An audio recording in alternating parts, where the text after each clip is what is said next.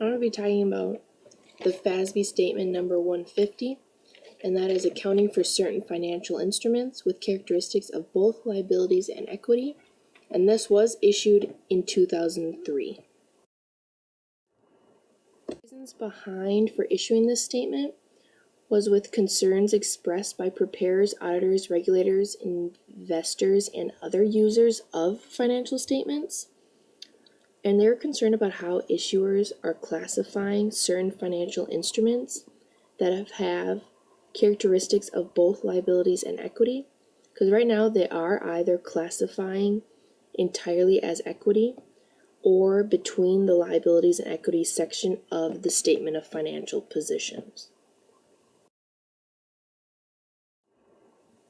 This is one financial instrument that's affected by this statement, and it is mandatorily redeemable financial instruments. And these are issued in the form of shares that include an unconditional obligation for the issuer to redeem the instrument by transferring cash or other assets to the holder at a specified date or upon the occurrence of an event. And the most common of this is mandatorily redeemable preferred stocks. An example of the mandatorily redeemable shares is that we are assuming that we adopted the Statement 150 on January 1st of 2004. And on this day, our stock is to be redeemed at fair value. Our fair value is 20 million and the book value is 15 million, of which 10 million is paid in capital. Now this company would recognize a 20 million liability by transferring 15 million of that out of equity and recording a cumulative transition adjustment loss in the income statement of 5 million. Our balance sheet would show excess of liabilities over assets of 5 million.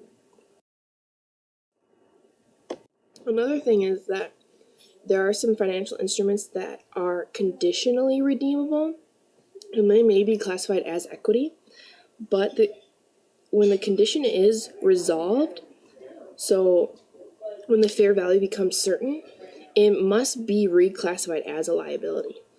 An example of this shown here is that if we have a minority shares in a corporation which become redeemable upon the sale of majority shares to a third party, would be required to be classified as a liability. But that's only upon the actual sale of the majority shares.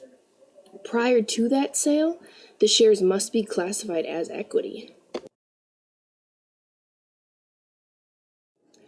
Many bank holding companies may be affected by this statement because they utilize mandatorily redeemable preferred stock and other instruments such as trust preferred securities.